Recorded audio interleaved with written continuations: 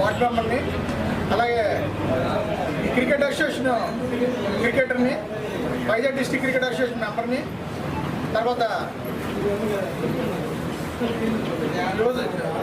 వంశీ యువసేన జన సైనికుడిని, deputy CM గారు పుట్టినరోజుని September 2ని పురస్కరించుకొని సెప్టెంబర్ 2 నుంచి డిప్యూటీ సీఎం T10 క్రికెట్ టోర్నమెంట్ని స్టార్ట్ చేస్తున్నామండి. ఈ క్రికెట్ టోర్నమెంట్ పండుగ 20-25 రోజుల పాటు ఇందిరాబ్రిజల్ స్టేడియం, మున్సిపల్ స్టేడియం విశాఖపట్నంలో జరుగుతుంది. టీము నిబంధనల ప్రకారం ప్రతి టీంకి 14 మంది సభ్యులు ఉండాలి. అలాగే ఈ టోర్నమెంట్ విశాఖపట్నం ఉన్న ప్రతి వార్డు 98 వార్డులు ఉన్నాయి. ఆ ప్రతి వార్డుకి ఒక టీం వాళ్ళు నిర్ణయించుకొని ప్లేయర్లు 14 మంది మాకు సబ్మిట్ చేయాలండి. వార్డు కార్పొరేటర్ కానీ లేదంటే వార్డు ప్రెసిడెంట్ కానీ వాళ్ళు లెటర్ మీద వాళ్ళు 14 మంది వాళ్ళ యొక్క ఆధార్ కార్డులు 14 ఇచ్చి మాకు జత చేసి ఎన్రోల్మెంట్ చేసుకోవాలి.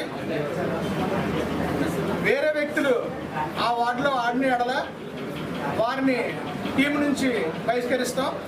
టీంనే మొత్తంగా సస్పెండ్ చేస్తాం. ఒకవేళ ఇన్కేస్ తెలియకుండా వాళ్ళు టీంలో పాల్గొన్నా తెలిసిన మరుక్షణమే వాళ్ళు విన్నింగ్లో ఉన్నా కూడా వాళ్ళని తీసివేయడం జరుగుతుంది. ఈ విషయాన్ని ప్రతి ఒక్కరు గమనించాలి.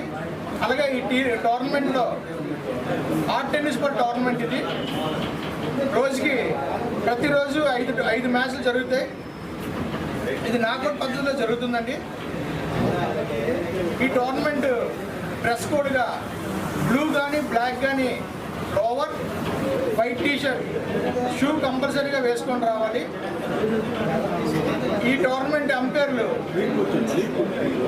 BDCA సంబంధించిన అంపైర్లు వ్యవహరిస్తారండి అంపైరింగ్కి. తర్వాత ఈ టోర్నమెంట్లో ఎంట్రీ ఫీజుగా 1000 రూపీస్ పెట్టాం, 1000 రూపాయలు. అలాగే విన్నర్స్కి 50,000 రూపాయలు, రన్నర్స్ అప్కి 30,000 రూపాయలు, థర్డ్ ప్రైజ్గా